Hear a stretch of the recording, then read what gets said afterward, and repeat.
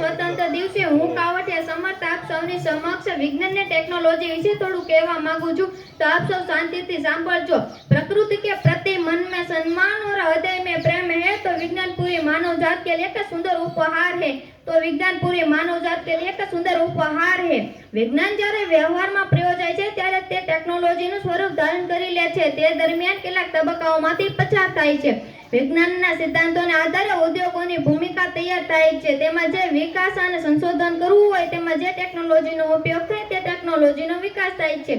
ટેકનોલોજીના શોધન વર્ધનથી ઉદ્યોગોનું નવીનીકરણ કરવામાં આવે છે। આ પ્રક્રિયાને વિકસિત રાષ્ટ્રોમાં નિરંતર ચાલુ રહે છે। માનવ શક્તિ પરીક્ષણ અને સુભરતા ટેકનોલોજી તાત્કાલિક યુએસએસઆર, યુએસ, યુકે જેવા જાપાન ને યુરોપના દેશમાં નોંધપાત્ર પ્રગતિ સાધી છે। રાષ્ટ્રોની સલામતી અને સ્વનિર્ભરતા માટે ટેકનોલોજી અને વિકાસને સારું એવું મહત્વ આપવામાં આવ્યું છે। તેથી આધુનિકીકરણની દુનિયા ખૂબ જ મજબૂત બની છે। પ્રયોગશાળાના પરિણામોને ચાર દિવાલોમાંથી બહાર માર્કેટ સુધી લઈ જવા જરૂરી છે, તો જ વિજ્ઞાન ને ટેકનોલોજી ઉદ્યોગને મળી શકશે। હાલના તબક્કે લેઝર, રેસા પ્રકાશિત, અવકાશ ટેકનોલોજી, ન્યુક્લિયર ટેકનોલોજી, બાયોટેકનોલોજીના આગમનથી થતા ફાયદાને તેમાં ઉદ્ભવતા ભય સ્થાનો સમાજ અને રાષ્ટ્રો સામે અવારનવાર આવતા રહેવાના છે।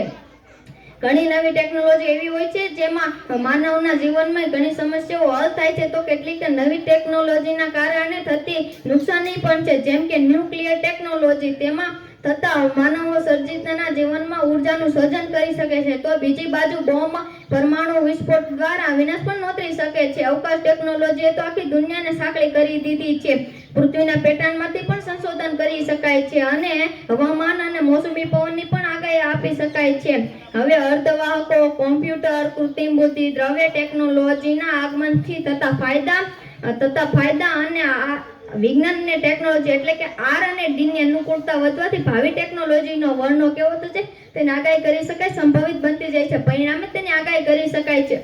આજની ટેકનોલોજીએ તો સૂક્ષ્મકરણની દિશા પકડી છે। વાલની જગ્યાએ ટ્રાન્ઝિસ્ટર અને ટ્રાન્ઝિસ્ટરની જગ્યાએ સંક્ષિપ્ત પરિપંથ, તે પછી આઈસી ગૃહનું માપન શરૂ થયું છે। તેમાં ઇલેક્ટ્રિક સાધનોનું કદ ખૂબ જ ઘટી ગયું છે। અવકાશ ટેકનોલોજી જેવા ઘણી ટેકનોલોજીમાં તેનો ઉપયોગ થાય છે અને તેમાં આર્થિક અને સામાજિક અસરો પડી છે। હવે તો નેનો ટેકનોલોજીનો પણ યુગ શરૂ થયો છે। જય જવાન, જય વિજ્ઞાન, જય વિજ્ઞાન।